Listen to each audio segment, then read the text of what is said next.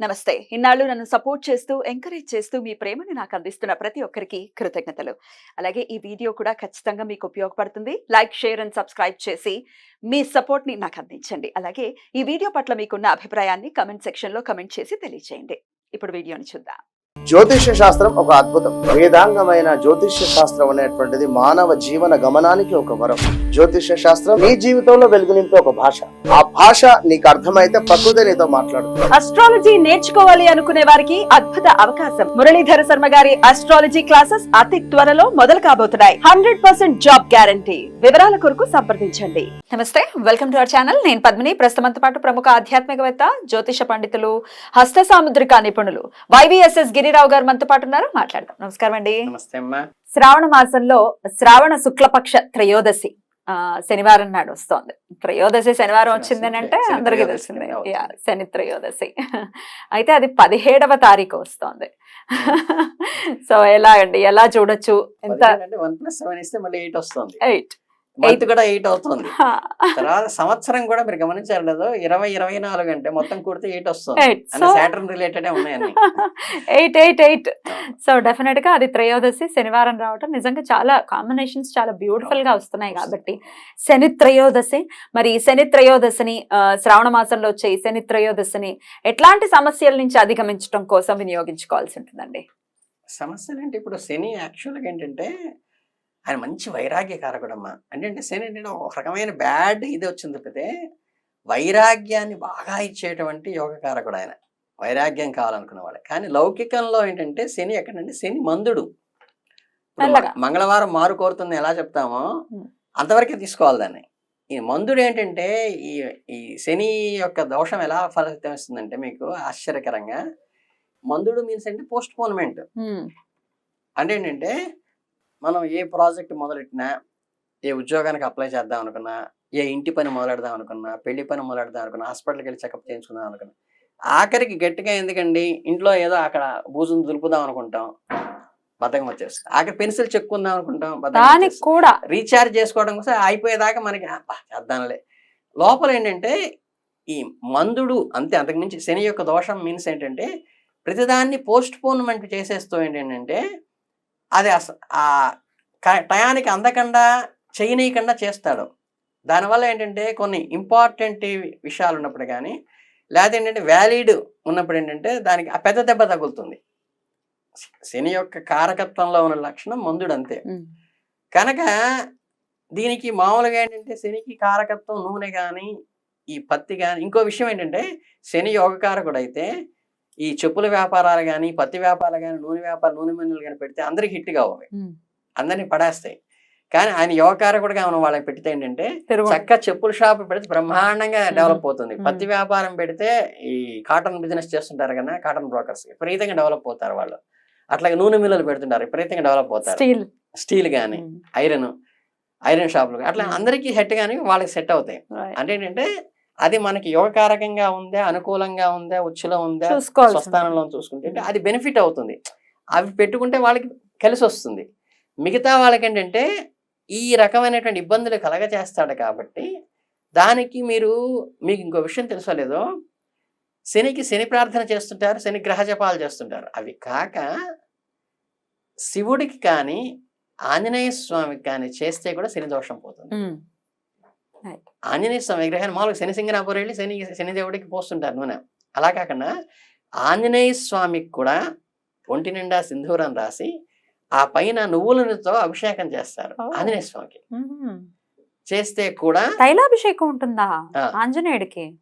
శని దోష నివారణకి మాత్రమే, అర్చనా విధానంలో లేదు అది. ఆంజనేయ స్వామికి అర్చనా విధానంలో ఉండదు. శని దోష నివారణ మనకి ఆవు కనుక మనం ఈ చిమిరున్న కనుక ఏదైనా చేసి పెడితే, ఇది కూడా నేను చాలా వీడియోలో చెప్పినా సరే మళ్ళీ చెప్తున్నాను. ఈ శని దోషానికి మనం ఆవుకి గోవుకి ఏదైనా పెట్టాలన్నప్పుడు చిన్న చిమ్మిరి ఉండ ఇంత చేసి మన గోళికాయ అంత చేసుకుని చక్కగా చేతిలో చెయ్యి వేసి అరచేయి మూతితో తాకి మమ్మల్ని స్పర్శిస్తూ నాలుగుతో నాకుతూ అది తీసుకోవాలి. భయపడిపోతుంటారు, చక్కగా తీసుకుంటుంది. అంత మాత్రమే పెట్టాలి తప్పితే ఈ సోలం బాతికలు, కేజిం బాతికలు పెట్టేసేసి దోషం ఏంటంటే అది అరాయించుకోవటానికి కష్టం అవుతుంది. అయినప్పుడు దాన్ని బాధ పెట్టిన ఫలితాన్ని మళ్ళీ మళ్ళీ అదే ఈ దోషానికి పోయి ఇంకోటి ఎగ్జాక్ట్లీ అది మూట కట్టుకోవడం అవుతుంది కదా. మనం ఏంటంటే కేవలం ఇది అమ్మ ఈ శని దోష నివారణ కోసం చిమ్మిరి బిల్ల ఇంత పెడుతున్నాను, చిన్నది పెడుతున్నాను అని చెప్పేసి చక్కగా ఇచ్చేసి తర్వాత గ్రాసం వేయాలి. గ్రాసం వేయాలి అంటే గడ్డి వేయాలి. ఇంతే తప్పితే కానీ ఇవి ఇలా పెట్టకూడదు. రెండోది ఏంటంటే ఈ శని దోషానికి కూడా ఆ తీసుకునేవాడు కొంచెం గట్టిగా ఉండి శాస్త్రోక్తంగా ఉండి గాయత్రి జపం చేసుకుని నివారణ చేసుకోగలిగిన వాడికి కనుక మనం ఇస్తే మన దోషాన్ని వాడు తీసుకుని నివారణ చేసుకుంటాడు, వాడు రెక్టిఫై అవుతాడు. అలా కాకుండా వాడికి అసలు ఏ శాస్త్ర జ్ఞానం లేకుండా మీకు దానాలు ఇచ్చేటప్పుడు కూడా శనికి ఎవరో బాగా అంటే వాడికి శాస్త్రమే తెలియని వాడిని ఆ శని ఆల్రెడీ భరిస్తున్న వాడిని తీసుకొస్తారు. వాడు తీసుకుని వాడికి దోషం. చాలా మంది చేసే తప్పు ఏంటంటే శని పూజ చేసామండి, అన్ని దానాలు ఇచ్చాం, అయినా సరే మాకు నెగిటివ్ జరుగుతుంది. ఎందుకంటే వాడు దాన్ని అనుభవిస్తాడు, అనుభవించడం నెగిటివ్ అవుతుంది. అందుకని ఏంటంటే మీకు అటువంటి బ్రాహ్మణుడు దొరకనప్పుడు ఏంటంటే మంచి బ్రాహ్మణుడు దొరకకుండా అది అనుభవించి దాన్ని చిరుమిడి చేసుకోలేనటువంటి వాడికి ఇస్తే దోషం వస్తుంది మళ్ళీ. దానికోసం ఏంటంటే మీకు చిన్న చిట్కా చెప్తా. మీకు చక్కగా నూనె శనికి కారకుడు, పత్తి శనికి కారకుడు. ఈ రెండింటిని ఏం చేస్తారంటే చక్కగా మీకు టెంపుల్స్ ఉంటాయి.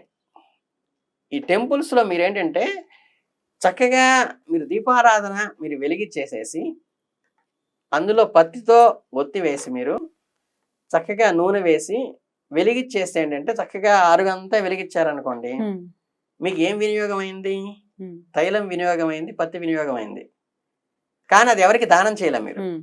అంటే మీ దగ్గర నుంచి ఖర్చు అయ్యింది, ఆ దోషం ఎవరికి అంటలేదు. దానివల్ల దేవాలయం అంటే వెలుగు వస్తుంది, ఆనందం వస్తుంది. అంటే భక్తులందరికీ ఒక రకమైన ఆనందం కలగటానికి స్వామివారు కళకళ. కొంతమందికి ఏంటంటే స్వామివారికి కూడా చుట్టూతా ఇనప మకర తోరణం లాగా పెట్టేసి దీపాలు పెడతారు. దీపాలు చాలా అందంగా ఉంటాయి. అలాంటివి గనక మనం చేస్తే ఏంటంటే మనం స్వయంగా గనక అలాంటివి చేస్తే కనుకంటే అవి ఇమీడియట్ గా రిలీఫ్ వస్తాయి.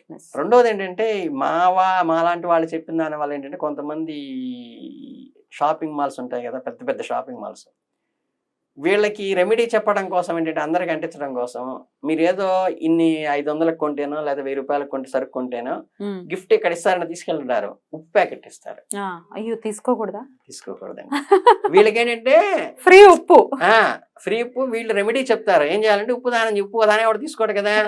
ఈ షాపింగ్ మాల్ లో 1000 రూపాయల వస్తువు కొన్నవాడికి 2 కేజీలు ఉప్పు, కేజీ ఉప్పు, టాటా సాల్ట్ తీసుకొచ్చి ఇచ్చేది చేస్తుంటారు అనమాట. తీసేసుకుంటారు. అమ్మ బాగానే వచ్చింది ఏంటంటే గిఫ్ట్ తెలియదు కదా మనకి గిఫ్ట్ వచ్చిందని టక్కన తీసేసుకుంటారు.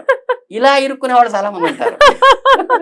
కానీ ఇక్కడ నాకు సందేహం, మరి ఇప్పుడు అలా తీసుకునేది మంత్రోచ్చారణ జరుగుతూ లేకపోతే ఏదైనా మంత్రం చేస్తూ ఇస్తూ గనక తర్పణం వదులుతూ గనక దానం ఇస్తేనే కదా వస్తుంది. కలిసి యాక్సెప్ట్ చేయడం. ఉప్పుకి తెలియక కూడా ఇప్పుడు మీరు గుళ్ళో చెప్పులు వదిలేశారనుకోండి, అబ్బా పద్మిని గారి చెప్పులు చాలా బాగున్నాయి అని పక్కన వేసుకెళ్ళింది అనుకోండి అమ్మాయినా, సంతోషం వాళ్ళకి వెళ్ళిపోతుంది. అంతేనా? అంతే. దానికి మళ్ళీ మంత్రంతో మనం తర్పణం ఇవ్వాల్సిన అవసరం లేదు, అంటుకోవడానికి అక్కర్లా, వదిలించుకోవడానికి ఇవాళ అంటే ఇవన్నీ కావాలి. అలాగేంటంటే మీకు ఒక్కసారి అలా పక్క వాళ్ళ చెప్పులు తీసుకెళ్ళటం గానీ ఇనప వస్తువులు ఉంటాయి, పక్క వాళ్ళ చెప్పులు వేసుకుంటూ ఉంటారు, అది కూడా వేసుకోవడం కూడా వేసుకోకూడదు. పక్క వాళ్ళ చెప్పులు మనం వేసుకోరాదు, ఎటువంటి పరిస్థితుల్లో వేసుకో. ఇక్కడే కదా, జస్ట్ అక్కడే కదా, లేకపోతే చెప్పులు పోయాయి, అసలు ఇట్లాంటివి ఏవి వద్దు. అవసరమైతే ఉత్త కాళ్ళతో నడవండి. అలాగే పత్తి కూడా కొనుక్కోండి తప్పితే ఏంటంటే మా ఇంట్లో పత్తి చెట్టు ఉందండి అని చక్కగా పత్తి ఉత్తులు చేసుకుంటారు కదా, అందరికి ఇచ్చారనుకోండి, అది కూడా శని దోషం. శని దోషం ఖచ్చితంగా మనకు అంటుకుంటుంది. సో జాగ్రత్త. అంటే మోడరేట్ చేసేసి ఏంటంటే ఆఖరికి కొంతమంది ఏం చేస్తున్నారంటే ఈ బెల్లం పాకం ఉంటాయి కదా బిళ్ళలు, దాని మీద మామూలుగా వేరుశనగ పప్పుతో పాటు ఈ నువ్వులు బిళ్ళలు ఏంటంటే ఆఫీసులో పెట్టుకుని చక్కగా సరదాగా ఏంటంటే అందరికి తలా పట్టించేయటం, తినడం, ఇవన్నీ ఏంటంటే అది చాలా క్లీన్ గా అబ్జర్వ్ చేసుకోవాల్సిన విషయాలు ఇవన్నీ ఏంటంటే. అందుకని ఏంటంటే మీరు ఏం చేయగలిగినా సరే ఇది చేయడం. రెండోది ఏంటంటే నేను ఇందాక చెప్పాను ఒకటి, దీపారాధన చేయటం, నూనె ఉపయోగపడడం. అట్లాగే ఈ టెంపుల్స్లో మీరు ఎక్కడికి వెళ్ళినా సరే చక్కగా ఒక 1/2 లీటర్ నీళ్ళు తీసుకెళ్ళడం, శుభ్రంగా ఎన్ని ఉంటే అన్ని చోట్ల పెట్టడం, లేకపోతే మనమే ఒక కుంది తీసుకెళ్ళి వెలిగించేసేసుకోవచ్చు. రెండోది ఏంటంటే ఈ పారే నీళ్ళు ఉంటాయి కదా, అంటే నీళ్లు పారుతూ ఉంటాయి, ఆ ఫోర్స్గా వెళ్ళేటువంటి ధార ఒక దగ్గర నుంచి ఎక్కడి నుంచి వెళ్తుందో అక్కడ చిన్న మూకుడులో గనక మీరు ఈ జపం చేసినటువంటి నువ్వులు కానీ బెల్లం కానీ అవి పెట్టేసి ఆ దార పారుతూ ఉంటే ఆ బెల్లం కరిగిపోతూ ఉంటుంది. అలా కూడా దోష నివారణ అవుతుంది. అలా కూడా చేయొచ్చు. బెల్లము దానికి కారకత్వం కాబట్టి ఆ మూకుల్లో ఆ నువ్వులు బెల్లంది పెట్టేసేస్తే ఏంటంటే అది పారుతూ ఉంటుంది కదా, ఆ పారుతూ వెళ్ళిపోతుంటాయి నీళ్లు. ఆ వెళ్ళంగా మొత్తం కరిగిపోతుంది బెల్లం అంతా. దాంతో కూడా నివారణ అవుతుంది. రైట్, ఇలా కూడా చేసుకోవచ్చు. ఇలా కూడా చేసుకోవచ్చు. ఈ 17వ తారీఖు చాలా పవర్ఫుల్ గా వస్తోంది కాబట్టి ఖచ్చితంగా ఇవన్నీ చేసుకుని ఆంజనేయ స్వామికి శివుడికి ధార్మికమైనది.